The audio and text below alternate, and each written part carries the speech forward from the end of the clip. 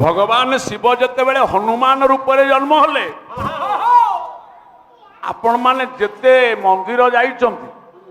मो माँ शुणो राम को पाखरे सीता पूजा हम राम मंदिर रे राम सीता एकाठी कृष्ण मंदिर रे राधा कृष्ण एकाठी नारायण मंदिर रे लक्ष्मी नारायण एकाठी हेले शिव मंदिर को देखिले आज्ञा शिव पार्वती को भेद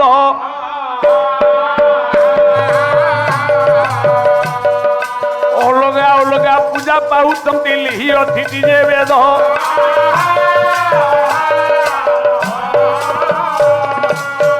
कहलु शिव मंदिर रे पूर्व दिग शिव जदि थिबे पार्वती अनै थिबे उत्तर को जदि पश्चिम शिव थे पश्चिम शंभु पार्वती थे दक्षिण रे शिव पार्वती कहीं अलग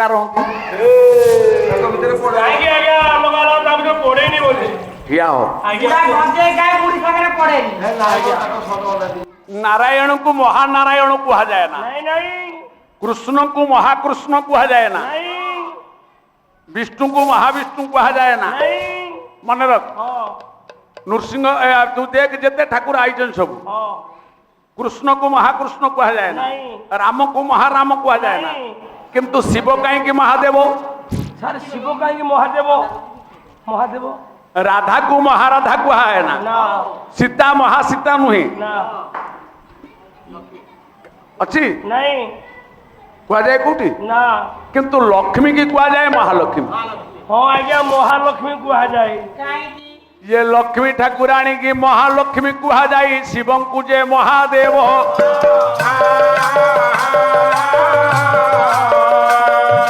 महान शब्दटी कहीं लगी कर भक्त अनुभव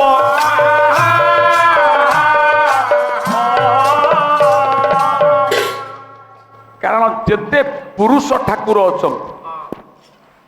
मीन कश्यप बराह नृसिंह परशुराम जाम जिते ठाकुर अच्छा ये सबु जाक नारी बसा मानवा सबु जाक नारी बसा मानवा नारायण लक्ष्मी की पाइबा पाई समुद्र मंथन कले राम सीता को पाइबा पाई शिव धनु भग्न कले कृष्ण राधा को पाइबा पाई मेढा गुड़िया निया लगे देले किंतु शिव पार्वती की पाइबा पाई चेष्टा करि ना पार्वती शिव को पाइबा को चेष्टा करी ये जेते पुरुष ठाकुर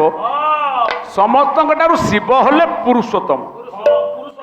शिव गायत्री विश्वामित्र ऋषि कहिले ओं तत्पुरुषाय विद्महे महादेवाय धीमहि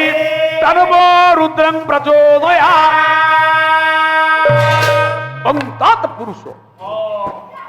पुरुष हूँ से परम पुरुष जे नारी की आकर्षण करे किंतु नारी रो आकर्षित हुए ना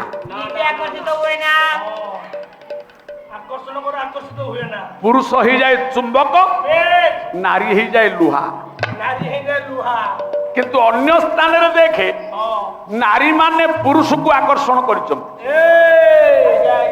सीता राम को आकर्षण कर लक्ष्मी नारायण को आकर्षण कर किंतु पार्वती शिव को पाइबा पाई ये तपस्विनी तपस्या कले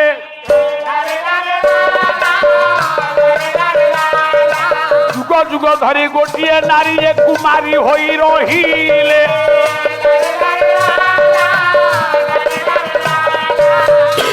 दीटा झील शिव को बाहाबा को तपस्या कले गोटाए उत्तर रे हिमालय कन्या पार्वती आ गोटे दक्षिण दिगरे कन्या कुमारी ये भारतर आरंभ आ शेष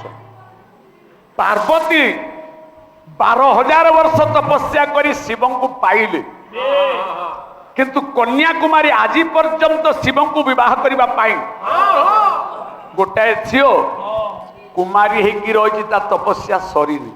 कुमारी हेगी रही तपस्या सरी नहीं आपण माने जेते तेजियान पुरुष बुझ ता ना होची कन्याकुमारी କୁମାରୀ ଦେଖିବାକୁ ଗୋଟେ ଭଳିଆ ନା ନାଇଁ ହିମାଳୟ ଦେଖିବାକୁ ତିନି କୋଣିଆ କନ୍ୟାକୁମାରୀ ଦେଖିବାକୁ ଗୋଟେ ଫୁଲମାଳ ଭଳି ଏ ଫୁଲମାଳ ଧରି ପରା କୁମାରୀ ବସିଛି ହୋ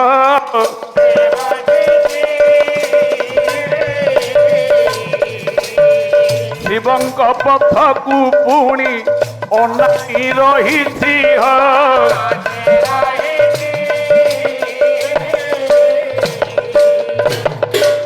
ଯୋଉ ପୁଅ ପିଲାମାନେ ଝିଅ ପିଲାଙ୍କ ସେମାନେ ନାରୀ ଆସକ୍ତ ଆଉ ଯୋଉ ଝିଅ ପିଲାମାନେ ପୁଅ ପିଲା ପଛରେ ଗୁଣାନ୍ତି ସେ ପ୍ରକୃତ ପୁରୁଷ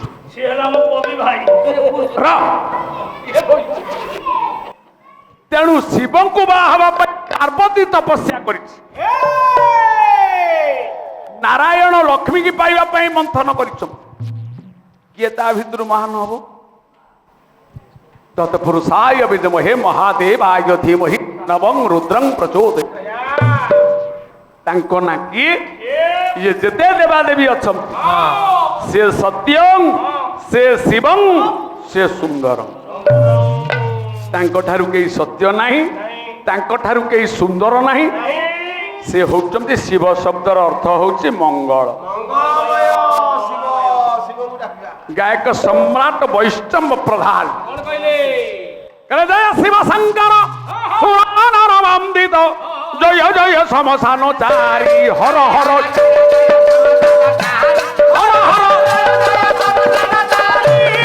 ଦେବ ଦିଗମ୍ବର ଶଙ୍କର ସ୍ମର ହର ଦେବ ଦିଗମ୍ବର ଶଙ୍କର ସ୍ମର ହର ନୀଳକଣ୍ଠ ଭୁଜଙ୍ଗଧାରୀ ହର ହର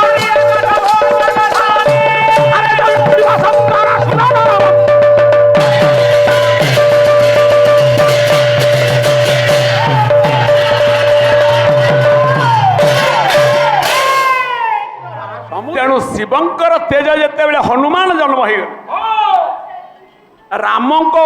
ରାମ ହଉଛନ୍ତି ସୀତାର ଲାଞ୍ଜ ଯୋଉ ପୁଅ ପିଲାମାନେ ଝିଅ ପିଲାଙ୍କ ପଛରେ ଗୋଡ଼ାନ୍ତି ସେ ଝିଅ ପିଲାର ଲାଙ୍ଗୁଡ଼ ହେଇଯାନ୍ତି ଯୋଉ ପୁଅ ପିଲା ପଛରେ ଝିଅ ପିଲା ଗୋଡ଼ାଏ ସେ ତାର ଲାଞ୍ଜ ହେଇଯାଏ ଲାଞ୍ଜ ମାନେ ଯିଏ ପଛରେ ରହେ ତେଣୁ ରାମ ହଉଛନ୍ତି ସୀତାଙ୍କ ଲାଞ୍ଜ ସୀତା ଯୁଆଡ଼େ ରାମ ସିଆଡ଼େ ରାଧା ଯୁଆଡ଼େ କୃଷ୍ଣ ସିଆଡ଼େ ରାଧାଙ୍କ ଲାଞ୍ଜ କୃଷ୍ଣ ଲକ୍ଷ୍ମୀଙ୍କ ଲାଞ୍ଜ ନାରାୟଣ କିନ୍ତୁ ଶିବ ଯୁଆଡ଼େ ଯିବେ ଲାଞ୍ଜ ପରି ଆଜ୍ଞା ପାର୍ବତୀ ଗୋଡ଼ାଇଥିବେ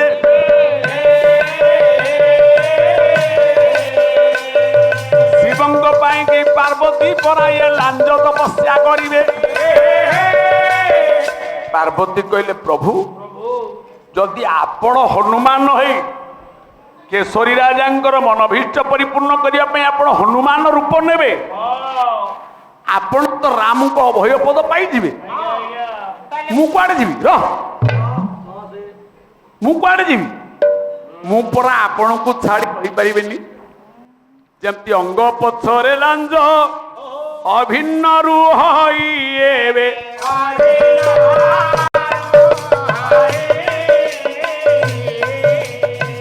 ସ୍ୱାମୀ ବିନା ନାରୀ କେବେ ବଞ୍ଚି ନ ପାରଇ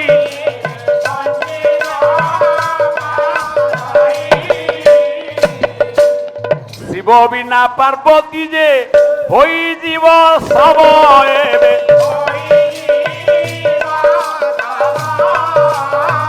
ତୁମେ ଯେବେ ହନୁମାନ ହୋଇ ଜନ୍ମ ହେବ ଏବେ